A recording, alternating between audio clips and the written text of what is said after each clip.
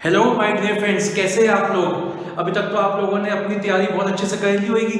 देखिए, पता ही नहीं चला टाइम कैसे निकल गया। पिछले साल 2020 में मार्च में फर्स्ट टाइम 22 तारीख को हमारे प्राइम मिनिस्टर साहब ने लॉकडाउन अनाउंस किया था और अब हम फिर से उसी टाइम पे पहुंच गए। इन 1 मंथ और सो हमारा लॉकडाउन फिर से हमारे मार्च फिर से आने वाला है और आप लोगों का एग्जाम्स फिर से आने वाले हैं। तो इस साल ने हमें बहुत कुछ सिखाया, बहुत सारे चेंजेस हम लोगों ने देखे हैं हर फील्ड में सब कुछ। लेकिन वो सब के बावजूद हमने जैसे तैसे अपनी क्लासेस को हमने भी एडजस्ट करके, आप लोगों ने, हम सब ने सहयोग करके अपनी नई तरीके की क्लासेस स्टार्ट की, ऑनलाइन क्लासेस स्टार्ट की और उसमें भी हमने अपना सारा कोर्स एक बार तो खत्म कर दिया। बहुत सारे वीडियोस मेरे YouTube पे अपलोडेड है, आप लोगों ने उसको देखा भी है, बहुत अच्छा रिस्पांस भी मुझे मिला है। लेकिन अब एक डिमांड जो आ रही है बच्चों की, वो क्या डिमांड आ रही है कि सर आपने एक एक चैप्टर के 6-6 वीडियोस अपलोड कर दिए, वो तो बहुत ही अच्छी बात है, लेकिन अब कुछ ऐसा दो कि हम एक वीडियो देखें और पूरा चैप्टर ही हमारा खत्म हो जाए। तो वो एक कहावत है बच्चों, हिंदी में कहते हैं ना कि किसी को आपने उंगली पकड़ाई तो उसने पूरा हाथ ही खींच लिया। तो पहले आप लोगों ने रिक्वेस्ट की कि सर बढ़िया से वीडियोस बनाओ, डिटेल में वीडियोस बनाओ, तो हमने आप लोगों को वो दिए। अब आप लोगों की रिक्वेस्ट आ रही है कि सर एक वीडियो में कंसाइज कर दो कि एक वीडियो बनाओ 25-30 मिनट का और सारे कॉन्सेप्ट्स आ जाए। तो ठीक है जी, हम आपको वो देंगे।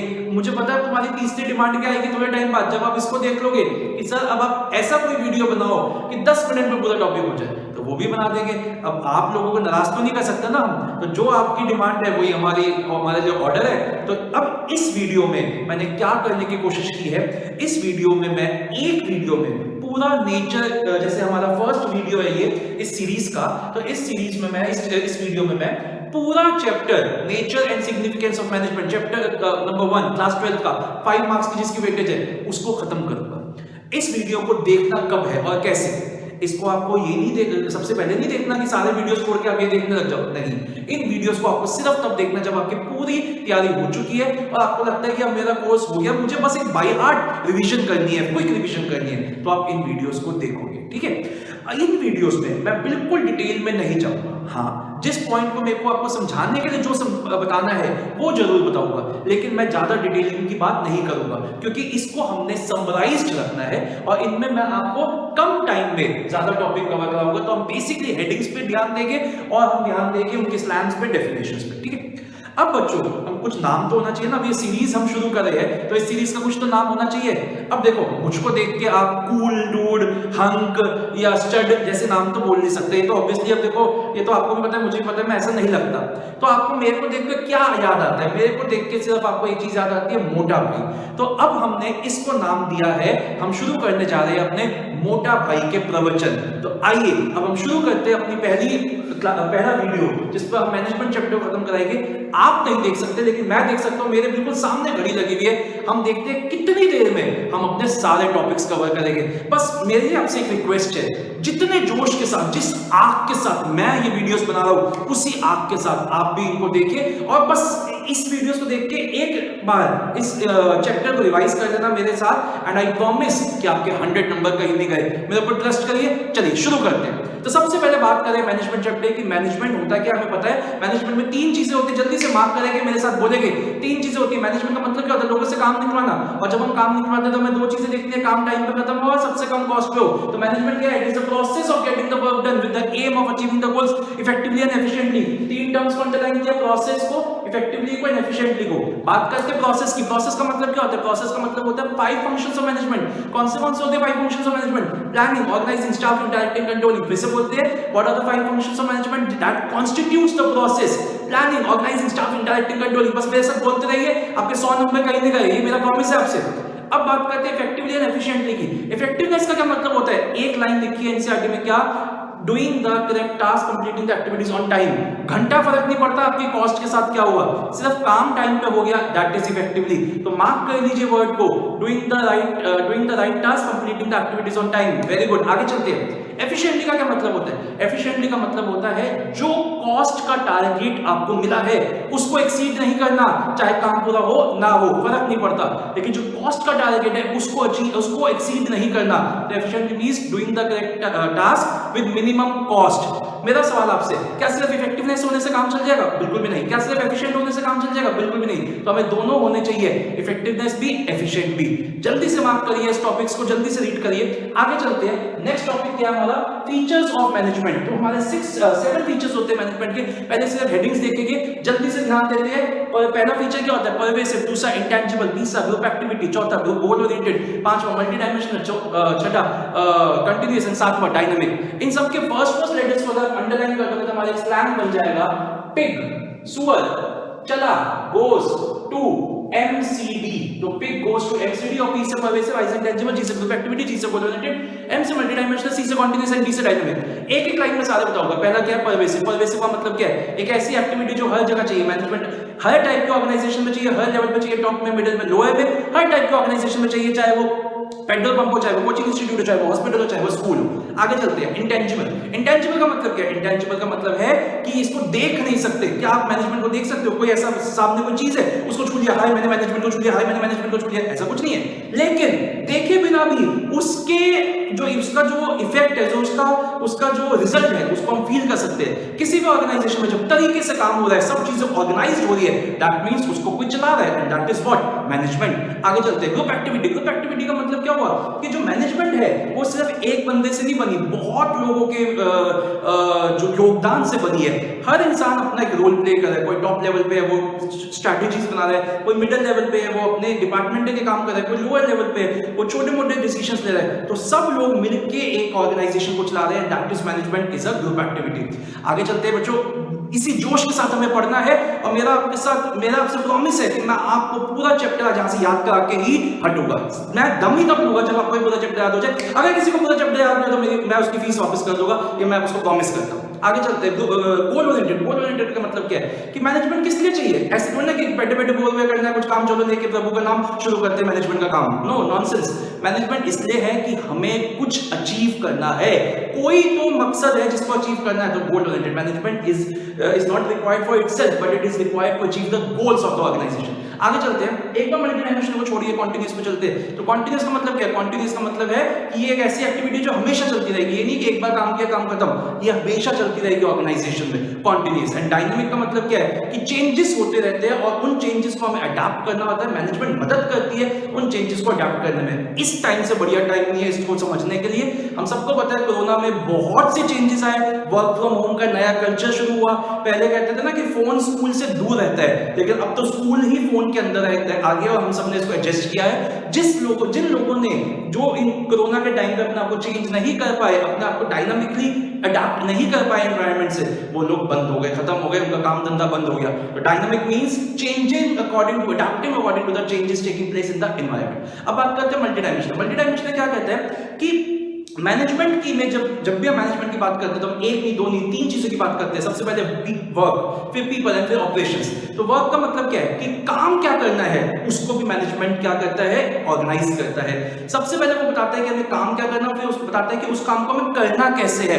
तो it tells, it translates your work into goals. वो आपके काम को गोल्स में चेंज करता है, and then tells how these goals will be achieved. तो वर्क। पीपल सेकंड, कि मैनेजमेंट का मेन काम क्या है? लोगों से काम निकलवाना। और जब हम लोगों से काम निकलवाते हैं तो हमें दो चीजों का ध्यान रखना है। एक, कि हम हर पर्सन को अलग से उसके साथ डील करें on one to one basis, and दूसरा, हम as a group of people सब लोगों को लेके चल रहे हैं, एक साथ लेके चल रहे हैं। तो management of people. And lastly, management का मतलब क्या हुआ? ऑपरेशंस। जो हम काम कर रहे हैं उस काम के तरीकों को भी मैनेज करना, that is management of operations, जिससे वेस्टेजेस कम से कम हो और हमारा ज्यादा से ज्यादा क्या हो? रिजल्ट निकले। तो अभी तक हमने क्या कवर किया? अभी तक हमने दो टॉपिक्स कवर किए। मेरी आपसे रिक्वेस्ट है, मैं फिर से शुरू प्रकट होने वाला हूं आपके सामने with in 1 minute and 2 minute. आपका काम क्या है? आपको ये जल्दी से याद करना है और रीड करना है और याद करके एक बार लिखना है, और मैं 2 मिनट में आपके सामने फिर से प्रकट होता हूं। ओके, तो आइए बच्चों, मैं फिर से आपके सामने प्रकट हो गया। शुरू करते हैं अपने मोटा भाई के प्रवचन। तो सेकंड टॉपिक क्या है हमारा? इंपॉर्टेंस। इंपॉर्टेंस का मतलब क्या होता है? सिग्निफिकेंस। तो फायदे क्या है मैनेजमेंट के, क्यों हमें मैनेजमेंट की जरूरत पड़ती है, वो देखते हैं। तो पहले 5 पॉइंट्स है। सबसे पहले क्या है? कि it helps in achievement of organizational objectives. तो जो हमारे ऑर्गेनाइजेशन के ऑब्जेक्टिव्स है उनको अचीव करने में हमारी जो मैनेजमेंट है वो बहुत मदद करती है। जो वो क्या करती है? सब लोगों के काम को एक साथ कंबाइन करती है, उनको एक दिशा दिखाती है, डायरेक्शन दिखाती है, जिससे हम मैनेजमेंट अपने गोल्स को अचीव कर सके। दूसरा क्या है? कि it helps in achievement of personal objectives. एक ऑर्गेनाइजेशन में बहुत से लोग हैं, हम सबको पता है ऑर्गेनाइजेशन में बहुत से लोग होते हैं। हर इंसान अपना कंट्रीब्यूशन तो कर ही रहा है towards the achievement of common goals of the organization, लेकिन एट द सेम टाइम वो अपने कुछ पर्सनल नीड्स भी सेटिस्फाई करना है, अपनी पर्सनल रिक्वायरमेंट्स, अपने ऑब्जेक्टिव्स भी सेटिस्फाई करना है। और ये मैनेजमेंट के ही हाथ में है कि वो अपने लोगों को किस तरीके का एनवायरनमेंट प्रोवाइड करती है कि हर इंसान अपने पर्सनल ऑब्जेक्टिव्स को अचीव कर ले। तो सेकंड पॉइंट क्या होगा कि अच्छी, अगर किसी ऑर्गेनाइजेशन की एक अच्छी मैनेजमेंट होगी तो वो अपने लोगों को उनके पर्सनल ऑब्जेक्टिव्स अचीव करने में मदद करेगी। तीसरा क्या है कि हर ऑर्गेनाइजेशन, अभी हमने पढ़ा था फीचर कि ऑर्गेनाइजेशंस जो होती है वो एक ऐसे एनवायरनमेंट में होती है जहां पे चेंजेस होते रहते हैं और इन चेंजेस को कोई अडॉप्ट नहीं करना चाहता है। एम्प्लॉइज चाहते हैं कि जैसा काम चल रहा है वैसे चलता रहे, हम क्यों उनको अपने आप को बदले, अपने काम करने के तरीके को बदले। लेकिन अगर किसी कंपनी की मैनेजमेंट अच्छी होगी तो अपने एम्प्लॉइज को बता पाएगी, उनको मोटिवेट कर पाएगी कि ये जो चेंजेस है ये हम लोगों के लिए ही है, ये हमारे भले के लिए ही है, इससे आपका ही काम अच्छा होगा, इससे आपका ही काम आसान होगा। तो तीसरा पॉइंट क्या होगा, helps in creating a dynamic organization, एक ऐसी ऑर्गेनाइजेशन जो अपने आप को चेंजेस जो हो रहे हैं एनवायरनमेंट में उनके साथ अडॉप्ट करती है। नेक्स्ट क्या है कि एक अगर मैनेजमेंट अच्छी होगी तो उस ऑर्गेनाइजेशन की जो एफिशिएंसी है वो बढ़ेगी, वेस्टेजेस कम होएगी और काम ज्यादा होएगा। एंड लास्टली, कोई अगर एक कंपनी की मैनेजमेंट अच्छी है, एक ऑर्गेनाइजेशन की मैनेजमेंट अच्छी है तो ना सिर्फ वो ऑर्गेनाइजेशन आगे जाएगी परंतु उसकी वजह से हमारे देश का भी भला होगा, हमारी सोसाइटी का भी भला होगा। सोसाइटी का भला किस रूप में होगा, वो ऑर्गेनाइजेशन कुछ एम्प्लॉयमेंट जनरेट करेगी, कुछ योगदान करेगी, कुछ एनवायरनमेंट को सेव करेगी, ये सब चीजें करेगी। जैसे टाटा है, बहुत ही अच्छी कंपनी है, टाटा इतना डिफेंस के लिए कंट्रीब्यूट करती है, अपने एम्प्लॉयज के हेल्थ का हमेशा ध्यान रखती है। तो एक अच्छी ऑर्गेनाइजेशन, अगर किसी ऑर्गेनाइजेशन की मैनेजमेंट अच्छी है तो ऑटोमेटिकली वो ऑर्गेनाइजेशन सोसाइटी की तरफ अपना कंट्रीब्यूशन देगी और उससे हमारे देश की भी तरक्की होगी। तो ये हो गई हमारी इंपॉर्टेंस ऑफ मैनेजमेंट। अब आगे चलते हैं, नेक्स्ट क्वेश्चन क्या है हमारा, ऑब्जेक्टिव्स। तो ऑब्जेक्टिव्स का मतलब क्या होता है? ऑब्जेक्टिव्स का मतलब होता है वो गोल्स जो एक ऑर्गेनाइजेशन अपने मैनेजमेंट से अचीव कराना चाहती है। वो क्या गोल्स है जो एक मैनेजमेंट अचीव करना चाहती है एक ऑर्गेनाइजेशन में रहते हुए। तो ब्रॉडली इसको हमने 3 भागों में डिवाइड किया है, organizational objective, social and personal. Organizational तो 2 मिनट के लिए छोड़ते हैं और सोशल और पर्सनल की बात करते हैं। तो सबसे पहले सोशल ऑब्जेक्टिव्स की बात करते हैं। तो अभी हमने देखा सोशल ऑब्जेक्टिव्स का क्या मतलब है कि हर ऑर्गेनाइजेशन की कुछ ना कुछ कहते हैं ना, कुछ ना कुछ रिस्पॉन्सिबिलिटी है टुवर्ड्स द सोसाइटी। भाई देखो, एक ऑर्गेनाइजेशन सोसाइटी के ऊपर इनपुट्स के लिए भी डिपेंडेंट है ना, आउटपुट्स के लिए भी। आप रिसोर्स, आप अपने लेबर कहां से लेते हो? इनपुट्स सोसाइटी से। आप अपने रॉ मटेरियल कहां से लेते हो? सोसाइटी से। आप सामान बना के देते किसको? कस्टमर्स को। अगेन वो सोसाइटी का पार्ट है। तो अगर आप किसी चीज पे अपने बिजनेस को चलाने के इनपुट्स के लिए और आउटपुट्स दोनों चीजों के लिए किसी चीज पे डिपेंडेंट हो तो क्या आपका ये फर्ज नहीं बनता कि आप उसके लिए भी सोचे? और सोसाइटी आपसे मांग के क्या रही है? वो आपसे बहुत कुछ थोड़ा ना मांग रही है, आपका घर भर थोड़ा ना मांग लिया। सोसाइटी सिर्फ आपसे इतना सा मांग रही है कि भाई प्लीज मुझे प्रदूषित मत करो, एनवायरनमेंट को बचा के चलो, पहली बात। दूसरी बात क्या मांग रही है? दूसरी बात वो आपसे मांग रही है कि मेरे लिए जो बैकवर्ड लोग हैं, जो मेरे साथ बैकवर्ड लोग रहते हैं, जो अनप्रिविलेज्ड लोग हैं, उनके लिए कुछ कंट्रीब्यूट कर दो। प्लस वो आपसे क्या मांग रही है कि कुछ एम्प्लॉयमेंट जनरेट कर दे। थोड़ी बहुत चीजें हैं, अगर हम इतना कर देते हैं अपनी तरफ से तो हम अपना रोल प्ले कर देते हैं टुवर्ड्स सोसाइटी। मजा आ रहा है बच्चों? जल्दी से मेरे साथ बस पढ़ते रहिए।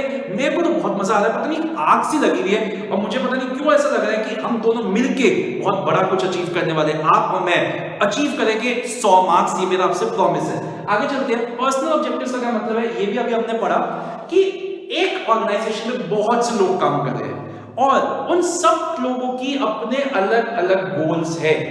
तो मैनेजमेंट का ये रोल है कि वो सबको एक ऐसा एटमॉस्फेयर दे, जो टॉप में काम करे, जो मिडिल में काम करे, जो लोअर में काम करे, चाहे आप कहीं पे भी काम कर रहे हो। मैनेजमेंट का ये ऑब्जेक्टिव है कि वो सबको एक ऐसा एटमॉस्फेयर दे कि सब लोग अपने अपने जो रोल्स, अपने अपने जो गोल्स है उनको अचीव कर सके और कंट्रीब्यूट कर सके towards the achievement of common goals.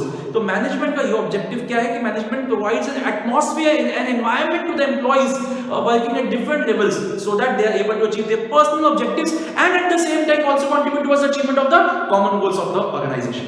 अब आइए अपने तीसरे ऑब्जेक्टिव पे चलते हैं, वो क्या है? Organizational objective. इसको हम एक और नाम से जानते हैं, इसको हम इकोनॉमिकल ऑब्जेक्टिव्स भी, इकोनॉमिक ऑब्जेक्टिव्स भी कह सकते हैं। 3 होते हैं। बेसिकली क्या है, किसी भी ऑर्गेनाइजेशन का मेन ऑब्जेक्टिव क्या है कि जो उसके रिसोर्सेज है वो बेस्ट तरीके से यूज हो, जिससे वेस्टेजेस कम से कम हो और ज्यादा से ज्यादा रिजल्ट आए। तो इनको हमने ब्रॉडली आगे क्लासिफाई किया है 3 में, सर्वाइवल, प्रॉफिट एंड ग्रोथ। सबसे पहला ऑब्जेक्टिव क्या है कि आपको सस्टेन करना है मार्केट में। तो जैसे कोई नई बिजनेस स्टार्ट होता है, उसकी मैनेजमेंट का क्या ऑब्जेक्टिव होता है कि वो मार्केट में अपनी एक जगह बना पाए, लोगों को लोग उस ऑर्गेनाइजेशन को पहचानने लगे। तो सर्वाइवल कब होती है ऑर्गेनाइजेशन? मार्क करिए, एक लाइन लिखी हुई है, when the organization is able to generate revenues enough to cover the cost. सिर्फ आप अपने कॉस्ट कवर कर रहे हैं। फिर दूसरी स्टेज आती है, सिर्फ कॉस्ट नहीं कवर करनी है, अब हमें प्रॉफिट भी कमाना है। तो profit is what? It is a prerequisite for long term success of the business. कोई भी बिजनेस लॉन्ग टर्म तक तभी चलेगा जब आपको कुछ एक्स्ट्रा मिलेगा कॉस्ट से ज्यादा, दैट इज प्रॉफिट। एंड तीसरा पॉइंट क्या है? ग्रोथ। अब आपने प्रॉफिट भी बना लिया, अब आपको क्या चाहिए? अब आपको ग्रो करना है, अब आपको नई ब्रांचेस खोलनी है, नए प्रोडक्ट्स लॉन्च करने हैं, अपना डाइवर्सिफाई करना है, एक्सपेंशन करना है, दैट इज ग्रोथ। और ग्रोथ हम कैसे देख सकते हैं? किसी भी ऑर्गेनाइजेशन की ग्रोथ को हम कैसे मेजर कर सकते हैं? जब उसका टर्नओवर बढ़ रहा है, लोग ज्यादा आ रहे हैं, कंपनीज में जो ज्यादा लोग एम्प्लॉय हो रहे हैं, मशीन्स आ रही है, प्रोडक्ट्स बढ़ रहे हैं, ये सब चीजें क्या इंडिकेट करती है कि कंपनी ग्रोथ की जो वो है, राह है, जो डायरेक्शन है, उस पे चलना शुरू कर चुकी है। तो बच्चों जल्दी से इतना आप रिवाइज करिए, मैं फिर से 2 मिनट में आपके सामने प्रकट होता हूं अपना तीसरा टॉपिक लेके, management as an art, science and profession. जल्दी से इतना एक बार फिर से आप रिवाइज करिए। आइए बच्चों, मैं फिर से आपके सामने आ गया अपने प्रवचन लेके। अब हम बहुत ही इंपॉर्टेंट क्वेश्चन करने जा रहे हैं, 100 नंबर की तैयारी बढ़िया करते हुए, जिसका नाम है, क्वेश्चन का नाम क्या है? Nature of management as art, science या प्रोफेशन। तो क्वेश्चन ये है कि मैनेजमेंट है क्या? वो आर्ट है, साइंस है या प्रोफेशन है? तो सबसे पहले शुरू करते हैं कि मैनेजमेंट आर्ट है कि नहीं। तो सबसे पहले क्वेश्चन ये आता है कि आर्ट क्या है? तो आर्ट क्या है? जैसे डांसिंग एक आर्ट है, राइटिंग एक आर्ट है, आर्ट है क्या? Art is a skillful and personalized application of existing knowledge to achieve desired results. It can be achieved through study, observation and analysis या एक्सपीरियंस। तो कहने का मतलब क्या है कि आर्ट है क्या? आर्ट एक स्किलफुल एंड पर्सनलाइज्ड नॉलेज है, किसी एग्जिस्टिंग नॉलेज की पर्सनलाइज्ड एप्लीकेशन है जिससे कि हम रिजल्ट्स को अचीव कर सकें। ठीक है, इसके 3 फीचर्स होते हैं, और वो 3 फीचर्स क्या है? Existence of theoretical knowledge, personalised application and based on practice and creativity. और इन तीनों से मिलाकर हमने बढ़िया ही बहुत ही अच्छा स्लैंग बनाया जिसका नाम क्या है? ईट पाव भाजी। तो जल्दी से मेरे को देख के आपको लग रहा होगा बहुत पाव भाजी खाता है बंदा। ईट पाव भाजी। एक एक करके देखते हैं कि मैनेजमेंट इनको फुलफिल करती है कि नहीं। तो सबसे पहला पॉइंट है एक्जिस्टेंस ऑफ थियोरेटिकल नॉलेज। तो क्या आपको लगता है कि मैनेजमेंट की अपनी थियोरेटिकल नॉलेज है? बिल्कुल है, मैनेजमेंट की अपनी थियोरेटिकल नॉलेज है। जैसे डांसिंग पे, सिंगिंग पे, म्यूजिक पे, अलग अलग डिफरेंट फॉर्म्स ऑफ आर्ट पे बुक्स अवेलेबल है, वैसे ही मैनेजमेंट की भी तो बुक्स अवेलेबल है, ह्यूमन रिसोर्स पे, मार्केटिंग पे, एक्सेट्रा।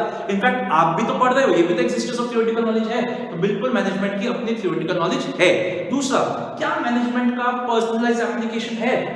तो पर्सनलाइज्ड एप्लीकेशन का मतलब क्या हुआ कि 2 आर्टिस्ट, 2 डांसर्स कभी भी सेम नहीं होते अपनी कला का प्रदर्शन करते हुए। उनमें कुछ ना कुछ फर्क रहता है, वो अपनी कला को किस तरीके से लोगों के सामने रखते हैं। बिल्कुल वैसे ही जो हमारी मैनेजमेंट है वो भी एक पर्सनलाइज्ड एप्लीकेशन है। मैं 2 बहुत ही बड़े, बहुत ही दिग्गज मैनेजर्स का नाम लेता हूं। हमारे Indian Mukesh Ambani, richest man of India, and Elon Musk जो जो टेस्ला के हमारे फाउंडर है, प्लस जो हमारे अभी सिग्नल ऐप को लॉन्च कर रहे हैं, जिन्होंने वो कह रहे हैं व्हाट्सएप को छोड़ के सिग्नल पे आइए। और हम सबको पता है he is now the richest man of the world. Bill Gates, Amazon के सीईओ सबको पीछे छोड़ चुके हैं और वो रिचेस्ट मैन बन चुके हैं। तो दोनों ही अब बहुत ही दिग्गज हमारे क्या है, मैनेजर्स हैं, लेकिन दोनों का अपनी ऑर्गेनाइजेशंस को मैनेज करने का तरीका बिल्कुल अलग है। कोई एक ओपन डोर पॉलिसी अपनाता है तो कोई क्लोज डोर पॉलिसी अपनाता है। ओपन डोर पॉलिसी का मतलब क्या है कि कोई भी उठ के मैनेजर सीईओ से बात कर सकता है। क्लोज डोर पॉलिसी क्या है कि मेरे से बात करने के लिए आप सीधा नहीं आ सकते, आप अपने सीनियर को बताइए, वो अपने सीनियर को बताएगा, वो अपने सीनियर को बताएगा। तो हर बंदे का कहने का मतलब क्या है कि हर बंदे का अपने ऑर्गेनाइजेशन को मैनेज करने का तरीका अलग है, लेकिन इसका ये मतलब नहीं है कि एक सही है एक गलत है। दोनों ही बहुत अच्छे मैनेजर्स हैं, दोनों की अपनी पर्सनलाइज्ड एप्लीकेशन है। तीसरा क्या है कि मैनेजमेंट जो है वो एक प्रैक्टिस एंड क्रिएटिविटी के ऊपर बेस्ड है। ऐसा नहीं है कि कोई एक दिन में मैनेजर बन गया। हाँ, ये जरूर कह सकते हैं कि कुछ लोगों में गॉड गिफ्टेड स्किल्स होती है, लेकिन उन स्किल्स को भी कैसे निखारा जाता है बहुत over the period of time. Mukesh Ambani की अगर बात करें तो आया मार्क जकरबर्ग की बात करें, आज से मेरे ख्याल से 15 साल पहले या इसी टाइम के आसपास, शायद 2005-6 के आसपास ही उन्होंने फेसबुक को लॉन्च किया था। लेकिन उस टाइम पे उनकी मैनेजमेंट स्किल्स कैसी थी, वो कैसे अपने ऑर्गेनाइजेशन को मैनेज करते थे, और आज वो अपने ऑर्गेनाइजेशन को कैसे मैनेज करते हैं, उसमें बहुत फर्क आ चुका है। मतलब he has grown and he has evolved as a manager, as a decision maker over the period of time। तो ये ऐसा नहीं है कि एक ही दिन में कोई बहुत अच्छा, एक ही दिन में कोई मार्क जकरबर्ग बन गया, एक ही दिन में कोई मुकेश अंबानी बन गया। मुकेश अंबानी, धीरूभाई अंबानी अपने फादर के साथ सीखा है उन्होंने काम, और उसके बाद जाके आज वो इस स्टेज पे आए हैं कि वो he has become the richest man of India। तो मैं कहने का मतलब क्या है, yes it is also based on practice and creativity। तो इसका मतलब तो ये हुआ कि आर्ट की जो 3 फीचर्स है उसको मैनेजमेंट बहुत ही अच्छे से फुलफिल करता है, तीनों फीचर्स को मैनेजमेंट बहुत ही अच्छे से फुलफिल करता है। इसका मतलब क्या हुआ कि yes, management is an art. अब बात करते हैं साइंस की। तो साइंस क्या है? साइंस एक ऐसी चीज है जिसमें हर चीज के पीछे एक लॉजिक होता है। It is a systematized body of knowledge that explains certain general truths and operation of general laws. तो वो बताते हैं कि कुछ भी अगर हमारी दुनिया में हो रहा है तो वो क्यों हो रहा है। अगर कोई सेब गिरा है पेड़ से, तो ये नहीं है कि वहां पे कोई माता है या वहां पे कोई भूत का साया है, हाय हाय भूत का साया प्रकोप है, ऐसा कुछ नहीं है। वो हर चीज के पीछे एक रीजनिंग ढूंढता है, एक कॉज एंड इफेक्ट रिलेशन को ढूंढता है कि अगर ऐसा हुआ तो क्यों हुआ। तो साइंस के 3 फीचर्स होते हैं। एक तो होता है कि इसका सिस्टमैटाइज्ड बॉडी ऑफ नॉलेज है, हर चीज के पीछे एक रीजनिंग है। दूसरा, उसके जो प्रिंसिपल्स है, जो साइंस के प्रिंसिपल्स है, न्यूटन के प्रिंसिपल्स थे, जो भी प्रिंसिपल साइंस के हमने पढ़े थे, मोशन के लॉज वगैरह, वो सारे के सारे लॉज वगैरह एक्सपेरिमेंटेशन से बने हैं लेबोरेटरी में। एंड तीसरा क्या फीचर है कि उसके जितने भी प्रिंसिपल्स एंड लॉज है वो हर जगह, चाहे वो इंडिया हो, चाहे वो यूएस हो, चाहे वो यूके हो, चाहे वो कोई भी बाहर की कंट्री हो, कोई भी जगह हो, वहां पे एक समान लगते हैं। तो इसी 3 को मिला के हमने उसका फिजिक्स लाइन क्या बनाया है कि सम पीपल आर यूनिक। कुछ लोग बहुत ही हटके होते हैं। एक जना तो एक हटके पर्सन तो आपके सामने खड़ा है जो अभी आपके सामने प्रवचन दे रहा है और आपको 100 नंबर दिलवाने की गारंटी ले रहा है। तो आइए एक बार देखते हैं कि मैनेजमेंट इनको पूरा करता है कि नहीं। तो सबसे पहला फीचर क्या है, मैनेजमेंट की सिस्टमैटाइज्ड बॉडी ऑफ नॉलेज है कि नहीं? बिल्कुल है। मैनेजमेंट की भी सिस्टमैटाइज्ड बॉडी ऑफ नॉलेज है, उसकी भी अपनी वोकैबुलरी है, उसकी भी अपने टर्म्स है, उसके भी अपने कॉन्सेप्ट्स है। जैसे साइंस में कॉन्सेप्ट्स होते हैं, अपनी वोकैब होती है, उनकी वर्ड्स होते हैं, दो डॉक्टर्स आपस में अपनी टर्मिनोलॉजी में बात करते हैं, 2 साइंटिस्ट आपस में अपनी टर्मिनोलॉजी में बात करते हैं। वैसे ही मैनेजमेंट की भी अपनी टर्मिनोलॉजी है। मैनेजमेंट की टर्मिनोलॉजी का कैसे में क्या क्या आता है? Planning, organizing, staffing, directing, controlling, targets, effectiveness, efficiency, organizational structure, ये सब क्या है? मैनेजमेंट की टर्मिनोलॉजी है। तो यस, मैनेजमेंट की भी अपनी एक सिस्टमैटाइज्ड बॉडी ऑफ नॉलेज है, और इस नॉलेज को हम कहां पे सीखते हैं? स्कूल्स में, कॉलेजेस में, डिफरेंट एजुकेशनल इंस्टीट्यूट्स में। आगे चलते हैं। प्रिंसिपल्स, मैनेजमेंट के जो प्रिंसिपल्स है वो एक्सपेरिमेंटेशन से तो बने हैं, लेकिन ये एक्सपेरिमेंट्स लेबोरेटरी में कंडक्ट नहीं हुए हैं। ये एक्सपेरिमेंट्स कहां कंडक्ट हुए? ये एक्सपेरिमेंट्स कंडक्ट हुए हैं in real life business organizations. Business organization पे हेनरी फ्योल, टेलर, इन्होंने एक्सपेरिमेंट्स कंडक्ट किए थे। कुछ एक्सपेरिमेंट्स प्रिंसिपल्स एक्सपेरिमेंटेशन से बने हैं, कुछ ऑब्जर्वेशन से बने हैं। तो हाँ, मैनेजमेंट के भी प्रिंसिपल्स जो है वो एक्सपेरिमेंटेशन से बने हैं, but these experiments were not conducted in laboratory, these were conducted in real life business organizations, and that is why ये जो प्रिंसिपल्स है वो इतने एक्यूरेट नहीं है जितने प्रिंसिपल्स साइंस के एक्यूरेट है। साइंस के प्रिंसिपल्स आर एक्यूरेट, वो जो बोलते हैं वो ही होता है। जो कॉज एंड इफेक्ट है, कॉज है तो ये इफेक्ट है, वो हर जगह सेम है। लेकिन मैनेजमेंट के प्रिंसिपल्स के साथ ऐसा नहीं है, क्योंकि मैनेजमेंट के principles are dealing with human beings, और हर ह्यूमन बीइंग अलग है। आपकी सोच, मेरी सोच अलग है। तो मैनेजमेंट के प्रिंसिपल्स सब लोगों पे एक जैसे नहीं है, नहीं लग सकते, लेकिन उसके बावजूद मैनेजमेंट के प्रिंसिपल्स है। एंड तीसरा पॉइंट क्या है कि मैनेजमेंट की क्या प्रिंसिपल्स की यूनिवर्सल एप्लीकेबिलिटी है? तो यस, मैनेजमेंट के प्रिंसिपल्स की भी यूनिवर्सल एप्लीकेबिलिटी है, लेकिन उनको हमें मॉडिफाई करना पड़ता है as per the demands of the situation. वो साइंस के प्रिंसिपल्स की तरह एक्यूरेटली नहीं लगते, एक जैसे नहीं लगते हैं। तो इससे हमें क्या शिक्षा मिलती है? इससे हमें ये शिक्षा मिलती है कि मैनेजमेंट भी साइंस है, लेकिन इतनी एक्यूरेट साइंस नहीं है जितनी की बायोलॉजी का केमिस्ट्री एंड फिजिक्स है। वो एक सॉफ्ट साइंस है, वो एक सोशल साइंस है। अब क्या हम ये कह सकते हैं कि सर आर्ट एंड साइंस के बीच में मैनेजमेंट है क्या? तो मैनेजमेंट दोनों है। मैनेजमेंट एक आर्ट भी है और कोई साइंस भी है। जो मैनेजमेंट की थ्योरेटिकल नॉलेज है वो एक साइंस है, और जो मैनेजमेंट की प्रैक्टिकल एप्लीकेशन है वो एक आर्ट है। अब हमारे तीसरा क्वेश्चन आता है बच्चों, मुझे बहुत मजा आ रहा है आप लोगों के साथ ये सब नॉलेज को शेयर करने में और इतने जोश के साथ आपको पढ़ाने में। मेरे को भी पक्का पता है कि आप भी इतने ही जोश के साथ मेरे साथ पढ़ रहे हैं और 100 नंबर की गारंटी ले रहे हैं। आइए आगे चलते हैं। प्रोफेशन क्या होता है बच्चों? प्रोफेशन का मतलब होता है एक ऑक्यूपेशन, एक काम जो जिसके पीछे नॉलेज होती है, स्पेशलाइज्ड नॉलेज होती है और ट्रेनिंग होती है। तो occupation which is backed by specialized knowledge and training, for example CA, law, company secretary, और ये सारे हमारे क्या है प्रोफेशन। और देखिए आपके लिए कितनी ये सौभाग्य की बात है कि आप एक बहुत ही अच्छे प्रोफेशनल से पढ़ रहे हैं, एक चार्टेड अकाउंटेंट से पढ़ रहे हैं। तो इसके 5 फीचर्स क्या होते हैं? इसके हमारे 5 फीचर्स होते हैं। सबसे पहला तो कि well defined body of knowledge होती है। हम सबको पता है मेडिकल प्रोफेशन है, लॉयर प्रोफेशन है, या डॉक्टर या सीए प्रोफेशन, उसकी एक well defined body of knowledge है। हमें पता है कि इसके अंदर क्या क्या हमें पढ़ाया जाएगा, क्या क्या हमें सिखाया जाएगा। Next ethical code of conduct होता है। तीसरा सर्विस मोटिव होता है। हम सर्विस देने के लिए सोसाइटी को तभी इस प्रोफेशन में एंटर करते हैं, किसी भी प्रोफेशन में। उसकी रिस्ट्रिक्टेड एंट्री होती है। ऐसा नहीं है कि कोई भी मुंह उठा के डॉक्टर बन सकता है, कोई भी मुंह उठा के इंजीनियर बन सकता है। You have to be clear some exams. And lastly professional association होता है जिसके साथ उसका लिंक होता है, जो उसको सपोर्ट करता है। इन पांचों से हमारी क्या एक स्लैंग बनता है? We enjoy at summer rain party. We enjoy at summer rain party. तो जल्दी से स्लैंग को लिखिए और आइए करके देखते हैं कि क्या मैनेजमेंट इसको फुलफिल करता है कि नहीं। तो सबसे पहला पॉइंट क्या है हमारा कि well defined body of knowledge. क्या मैनेजमेंट की well defined body of knowledge है? बिल्कुल है। पूरी दुनिया में आज एक नया सिस्टम शुरू हो चुका है। आजकल लोग पहले मैनेजमेंट को पढ़ना चाहते हैं और फिर उसको अप्लाई करना चाहते हैं। मुकेश अंबानी, अनिल अंबानी के फादर धीरूभाई अंबानी किसी स्कूल कॉलेज में नहीं गए, लेकिन उन्होंने अपने दोनों बच्चों को अच्छे से अच्छे बिजनेस स्कूल में भेजा और उनको मैनेजमेंट सिखाया, और आज उसको वो अपनी ऑर्गेनाइजेशन से अप्लाई करे। तो all over the world there is this growth in studying management as a discipline, as a subject. तो आज यस मैनेजमेंट की अपनी well defined body of knowledge है, जैसे IIMs in India, Harvard Business School in abroad, ये सब जो है हमारे, ये हमारे को मैनेजमेंट सिखाते हैं। आगे चलते हैं। तो सेकंड पॉइंट पहले हम रिस्ट्रिक्टेड एंट्री का करते हैं। क्या मैनेजमेंट में रिस्ट्रिक्टेड एंट्री है? क्या मतलब मैनेजमेंट में घुसना मुश्किल है? नहीं, मैनेजमेंट में घुसना मुश्किल नहीं है। मैनेजमेंट में रिस्ट्रिक्टेड एंट्री नहीं है। अगर आप किसी ऑर्गेनाइजेशन के मैनेजर बनना चाहते हैं तो आपके पास कोई फॉर्मल डिग्री होने की जरूरत नहीं है। आपके पास स्किल्स है, आप मैनेजर बन सकते हो। कॉलेज मैनेजमेंट, कॉलेज में घुसना अलग बात है, वो अलग चीज है। मैनेजर बनने के लिए कोई रिस्ट्रिक्टेड एंट्री नहीं है। लेकिन अगर आपके पास कोई प्रोफेशनल स्किल्स या नॉलेज है तो वो एक आपके लिए एक चार चांद वाली बात हो जाती है ना, आपके रिज्यूमे को और ज्यादा बूस्ट मिल जाएगा। तो वैसे कोई रिस्ट्रिक्टेड एंट्री नहीं है। जिसके पास डिग्री नहीं है वो भी ऑर्गेनाइजेशन का मैनेजर बन सकता है अगर आपके पास स्किल्स है। एग्जांपल मार्क ज़करबर्ग, कोई प्रोफेशनल डिग्री नहीं है। बिल गेट्स, कोई प्रोफेशनल डिग्री नहीं थी।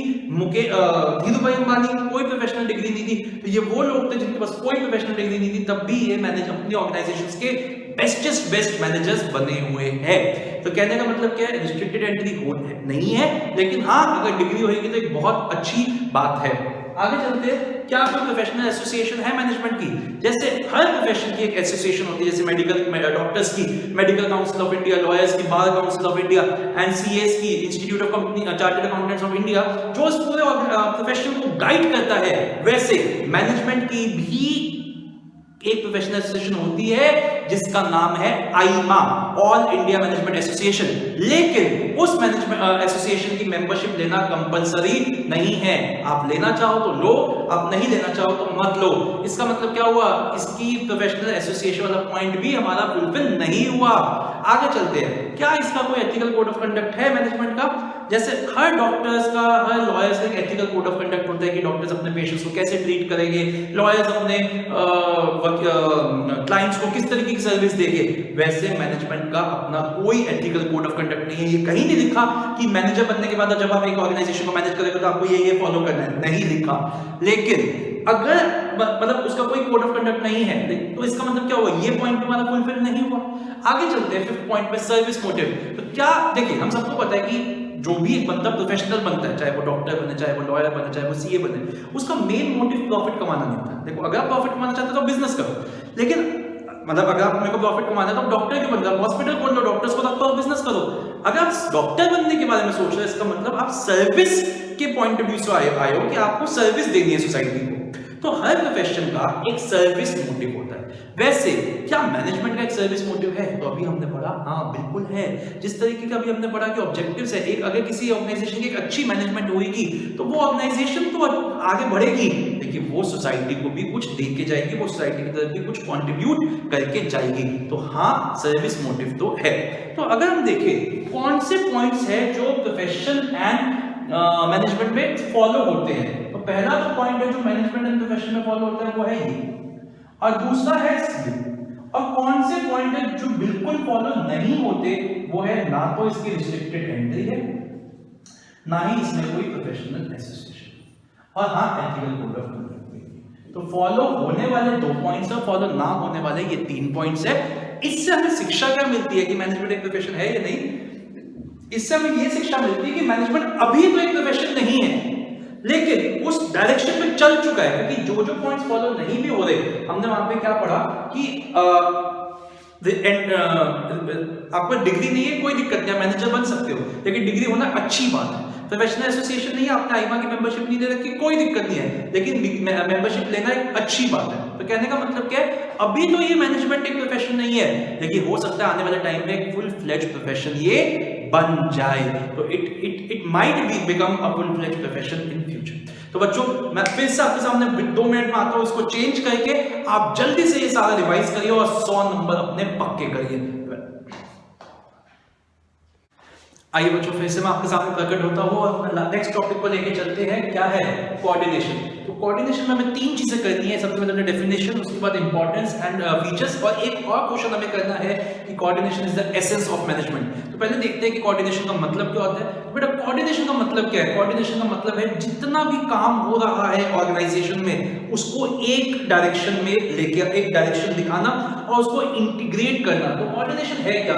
It is the process of achieving unity of action amongst the various interdependent activities and harmonious implementation of plans to achieve the desired goals. मैं सब फिर से बोलिए एक बार, it is the process of achieving unity of action amongst the various interdependent activities and harmonious implementation of plans to achieve the desired goals. अब बिल्कुल एक बार video को पॉज करके 5 बार डेफिनेशन को बोलिए और अपने 100 नंबर पक्के करिए। तो एक बार फिर से बोलते हैं कोऑर्डिनेशन क्या है? It is the process of achieving unity of action amongst the various interdependent activities and harmonious implementation of plans to achieve the desired goals. मतलब क्या हुआ कि जितना भी काम हो रहा है ऑर्गेनाइजेशन में, उन सब काम के बीच में एक यूनिटी लेके आना, एक इंटीग्रेशन लेके आना, जिससे कि सारा काम एक दिशा में चले और हमारे गोल्स पूरे हो सके। तो अब क्वेश्चन उठता है कि सर ये जो कोऑर्डिनेशन है ये है क्या, इसके फीचर्स क्या है? तो आइए इसके फीचर्स देखते हैं। सबसे पहला तो फीचर ये है कि कोऑर्डिनेशन जो है वो ये नहीं है कि सिर्फ टॉप मैनेजमेंट करेगा या लोअर या मिडिल करेगा, ये सब लोगों को करना है। It is the responsibility of all managers, it is the responsibility of all managers, सब लोगों को कोऑर्डिनेशन जो है हमारा करना है। आगे चलते हैं, दूसरा फीचर क्या है इसका कि ये इंटीग्रेट करता है। किस चीज को इंटीग्रेट करता है? ये ग्रुप एफर्ट्स को इंटीग्रेट करता है। जितने भी लोगों के काम चल रहे हैं ऑर्गेनाइजेशन में, उन सबको एक कॉमन डायरेक्शन दिखाता है। तीसरा, it ensures unity of action, ये कोशिश करता है कि जितना काम चल रहा है उसमें हम एक यूनिटी लेके आ सके, उनमें हम एकता लेके आ सके। तो एंश्योर्स यूनिटी ऑफ एक्शन एक ऐसा प्रोसेस है जो कंटीन्यूअस चलता रहेगा। ऐसा नहीं है कि एक बार कोऑर्डिनेशन हो किया काम खत्म, ये जब तक ऑर्गेनाइजेशन रहेगी तब तक काम होता रहेगा। ये एक ऐसा प्रोसेस है, it is a continuous process. और फिफ्थ फीचर क्या है कि ये परवेसिव है, हर जगह कोऑर्डिनेशन चाहिए, चाहे वो प्लानिंग, चाहे वो आपका प्रोडक्शन डिपार्टमेंट हो, चाहे वो मार्केटिंग हो, चाहे वो फाइनेंस हो, चाहे वो ह्यूमन रिसोर्स हो, हर डिपार्टमेंट में चाहिए, हर लेवल पे चाहिए। तो it is an all pervasive activity. Finally क्या है? ये एक डेलिब्रेट फंक्शन है। डेलिब्रेट फंक्शन का मतलब क्या हुआ? ये एक मैनेजर को जानबूझकर करना है। ऐसा नहीं है कि मैनेजर इससे भाग सकता है। हर मैनेजर को कोऑर्डिनेशन अपने एम्प्लॉइज के बीच में, अपने वर्कर्स के बीच में करनी ही करनी है। It is a deliberate function. तो इन छह के फर्स्ट पॉइंट को मिला के हमने एक स्लैंग बनाया है जिसका नाम क्या बनता है? Ranbir is extremely cute and dashing. फिर से बोलता हूं मैं, Ranbir is extremely cute and dashing. और मैं अपना नाम लेना चाहता था, राहुल बोलना चाहता था, लेकिन मुझे पता है आपको मेरे को देख के ऐसे वर्ड्स याद नहीं आते, तो इसलिए मैंने उसको रणबीर कर दिया। तो Ranbir is extremely cute and dashing. तो एक बार फिर से जल्दी से अपने फीचर्स को रिवाइज करते हैं। तो सबसे पहला हमारा फीचर क्या है कि ये सब लोगों की रिस्पांसिबिलिटी, चाहे वो टॉप हो, चाहे वो मिडिल हो, चाहे लोअर हो, रिस्पांसिबिलिटी ऑफ ऑल मैनेजर्स। दूसरा, इट इंटीग्रेट्स ग्रुप एफर्ट्स। तीसरा, it ensures unity of action, जितना भी काम हो रहा है उन सबके काम के बीच में एक यूनिटी आ सके। चौथा, it is a continuous process. पांचवा, it is an all pervasive function. And छठा, it is a deliberate process of the management. आइए अपने नेक्स्ट क्वेश्चन में चलते हैं कि इस कोऑर्डिनेशन की जरूरत क्या है, इसकी इंपॉर्टेंस क्या है। तो सबसे पहला फीचर क्या है, जैसे जैसे एक ऑर्गेनाइजेशन बढ़ती है उसमें लोग बढ़ते हैं, डिपार्टमेंट्स बढ़ते हैं, और जब कहते हैं ना कि जितने ज्यादा बर्तन होंगे उतनी ही ज्यादा वो आपस में बजेंगे, तो जैसे जैसे लोग बढ़ते हैं झगड़े भी उतने ही ज्यादा होने के चांसेस होते हैं। तो हमारी जैसे ऑर्गेनाइजेशन ग्रो होती है, हमारी मैनेजमेंट को कोऑर्डिनेशन करने की जरूरत ज्यादा पड़ती है। उनको पीस एंड यूनिटी लाने के लिए अपने ऑर्गेनाइजेशन में कोऑर्डिनेशन करनी पड़ती है। दूसरा क्या है, फंक्शनल डिफरेंशिएशन। फंक्शनल डिफरेंशिएशन का मतलब क्या हुआ, आजकल की जो ऑर्गेनाइजेशंस है उसमें हर काम का अलग डिपार्टमेंट है, हर फंक्शन का अलग डिपार्टमेंट है। प्रोडक्शन अलग, मार्केटिंग अलग, फाइनेंस अलग, एचआर अलग, ये अलग, वो अलग। हर डिपार्टमेंट अलग अलग काम कर रहा है, अपने अपने गोल्स है सबके, लेकिन तब भी सब डिपार्टमेंट एक दूसरे के ऊपर डिपेंडेंट है for the exchange of information. और अगर किसी डिपार्टमेंट ने किसी दूसरे डिपार्टमेंट को गलत इंफॉर्मेशन दे दी, सारी ऑर्गेनाइजेशन सफर करेगी। तो ऐसे डिफरेंसेस ना हो between the different departments, management को फंक्शंस के बीच में क्या करना पड़ता है, कोऑर्डिनेशन अचीव करनी पड़ती है। आगे चलते हैं, नेक्स्ट पॉइंट क्या है, स्पेशलाइजेशन। और स्पेशलाइजेशन पॉइंट क्या कहता है कि जो आजकल की ऑर्गेनाइजेशंस है वो काफी सारे एडवाइजर्स को या स्पेशलिस्ट्स को अपॉइंट करती है एडवाइस देने के लिए। अब ये जो स्पेशलिस्ट लोग होते हैं इनका क्या है, ये बहुत पढ़े लिखे लोग होते हैं, इनकी ईगो बहुत ज्यादा होती है। अब क्या होता है, अब ये लोगों को लगता है कि मैं कंपनी में छोटे लोगों से बात नहीं करूंगा। इस वजह से क्या होता है, जो डिफरेंसेस क्रिएट होते हैं between the people working in the organization and the specialists. अब अगर एक ऑर्गेनाइजेशन में ऐसे दो लोगों के बीच में डिफरेंसेस होंगे तो वो ऑर्गेनाइजेशन ग्रो नहीं कर सकती। तो मैनेजमेंट का ये रोल बनता है कि वो क्या करे, इन डिफरेंसेस को रिकंसाइल करे, इन डिफरेंसेस को खत्म करे। तो जैसे जैसे ऑर्गेनाइजेशन में स्पेशलिस्ट्स की तादाद, नंबर्स बढ़ते हैं, वैसे वैसे हमें कोऑर्डिनेशन की जरूरत भी ज्यादा बढ़ने लग जाती है। तो हमारे तीन फीचर्स क्या हो गए, growth in size, functional differentiation and specialization. और इसका मैंने एक छोटा सा स्लैंग बनाया है, गर्लफ्रेंड्स, ठीक है, जीएफएस, गर्लफ्रेंड्स। ओके बेटा, अब हमारा एक और क्वेश्चन है जो मैंने यहां नहीं लिखा। अब वो क्वेश्चन ये कहता है कि कोऑर्डिनेशन जो है वो एसेंस है मैनेजमेंट की। मतलब क्या हुआ कि कोई भी ऑर्गेनाइजेशन, कोई भी ऑर्गेनाइजेशन की जो मैनेजमेंट है या जो कोई भी ऑर्गेनाइजेशन है वो बिना कोऑर्डिनेशन के काम ही नहीं कर सकती। तो पहले तो क्वेश्चन बनता है, do you agree with this? तो मेरे ख्याल से आप लोग मानोगे कि यस, कोई भी ऑर्गेनाइजेशन बिना कोऑर्डिनेशन के काम नहीं कर सकती। अब अपने पॉइंट को प्रूव करने के लिए हम क्या बोल सकते हैं, हम कैसे अपने पॉइंट को प्रूव करेंगे कि हाँ coordination is the essence of management. हम बताएंगे कि 5 फंक्शंस क्या होते हैं मैनेजमेंट के, planning, organizing, staffing, directing and controlling. और इसमें हम बताएंगे कि कहाँ कोऑर्डिनेशन हमें चाहिए। तो अगर हम फर्स्ट फंक्शन की बात करें प्लानिंग की, तो प्लानिंग में हमें कोऑर्डिनेशन कहाँ चाहिए, प्लानिंग में हमें कोऑर्डिनेशन चाहिए between the master plans, between the plans made by the top level management and the supporting plans made by the middle level and lower level management. अगर इन दोनों के बीच में कोऑर्डिनेशन नहीं हुई, मतलब master plans and supporting plans के बीच में कोऑर्डिनेशन नहीं हुई, तो organization will not be able to work. पहला प्लानिंग हो गया। अब बात करते हैं ऑर्गेनाइजिंग में। तो ऑर्गेनाइजिंग में हमें कोऑर्डिनेशन कहां चाहिए, ऑर्गेनाइजिंग में हमें कोऑर्डिनेशन 2 चीजों में चाहिए। सबसे पहले तो कोऑर्डिनेशन चाहिए जितने रिसोर्सेज हैं उनके बीच में, कि जो हमारे गोल्स है क्या हमारे पास उनको अचीव करने के लिए रिक्वायर्ड रिसोर्सेज है, एक तो हमें कोऑर्डिनेशन वहां चाहिए। और दूसरी कोऑर्डिनेशन हमें कहां चाहिए, हमें दूसरी कोऑर्डिनेशन चाहिए अथॉरिटी, रिस्पांसिबिलिटी एंड अकाउंटेबिलिटी के बीच में। अब आप सब लोगों ने मेरे साथ ऑर्गेनाइजिंग चैप्टर पढ़ी ली है, हमने उसमें डेलीगेशन पढ़ा था, हमें पता है कि अथॉरिटी, रिस्पांसिबिलिटी, अकाउंटेबिलिटी क्या होती है। अथॉरिटी अगर ज्यादा हो जाएगी, रिस्पांसिबिलिटी कम होगी तो काम पूरा नहीं, मतलब मिसयूज होगा अथॉरिटी का। अगर रिस्पांसिबिलिटी ज्यादा हो जाएगी, अथॉरिटी कम होगी तो काम ही पूरा नहीं होगा। इसलिए इन तीनों जो ये हमारे 3 एलिमेंट्स है डेलीगेशन के, अथॉरिटी, रिस्पांसिबिलिटी, अकाउंटेबिलिटी, इनके बीच में कोऑर्डिनेशन होनी चाहिए। फिर तीसरा पॉइंट क्या आता है हमारा, स्टाफिंग। स्टाफिंग में हमने देखा था कि हम जिन लोगों को रख रहे हैं उन लोगों की स्किल्स, क्या हम काम उनकी स्किल्स के हिसाब से उनको दे रहे हैं? अगर एक बंदा मार्केटिंग का है, हम उसको फाइनेंस का काम देते तो वो नहीं कर पाएगा।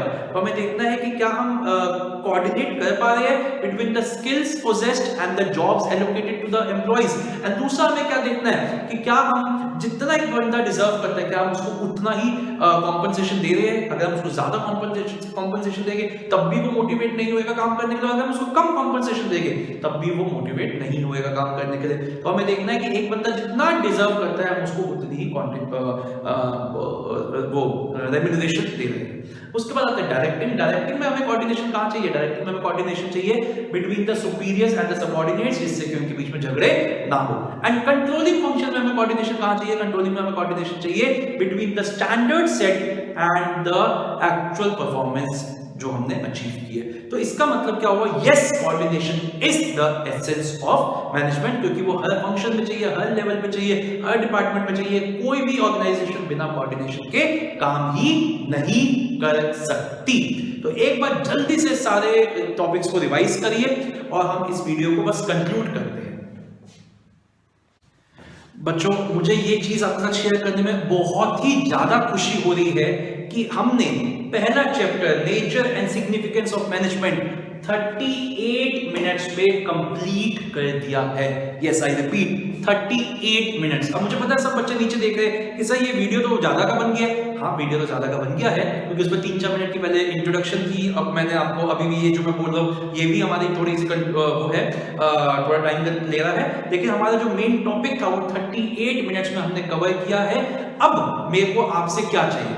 अब आप जब इस चैप्टर को कंप्लीट कर लो तो आप इस वीडियो को देखें जो आपने देख लिया। मैं आपको एक बुक भी देने वाला हूं, आपको पता ही है एक बुक है जिसमें मैं सिर्फ और सिर्फ स्लैंग्स एंड हेडिंग्स लिखूंगा, उससे करिए और अपने 100 मार्क्स पूरे कर लीजिए। आई रिपीट, आपको 100 नंबर लाने से कोई नहीं रोक सकता। अगर आपके 100 से कम आए तो आप जो कहोगे वो मैं करूंगा। इस वीडियो को देखते हुए या पढ़ते हुए अगर आपको कोई भी डाउट आता है तो इस नंबर को मेमोराइज कर लीजिए, 9999026868। ये मेरा नंबर है। एक कॉल देना और मैं आपके डाउट्स को सॉल्व कर दूंगा। कभी भी कोई भी प्रॉब्लम आए आप मुझे कॉल कर सकते हैं। हम अपना नेक्स्ट वीडियो में नेक्स्ट चैप्टर को कवर करेंगे। बस मेरी आपसे रिक्वेस्ट है, keep studying and learning and achieve great heights. Bye bye.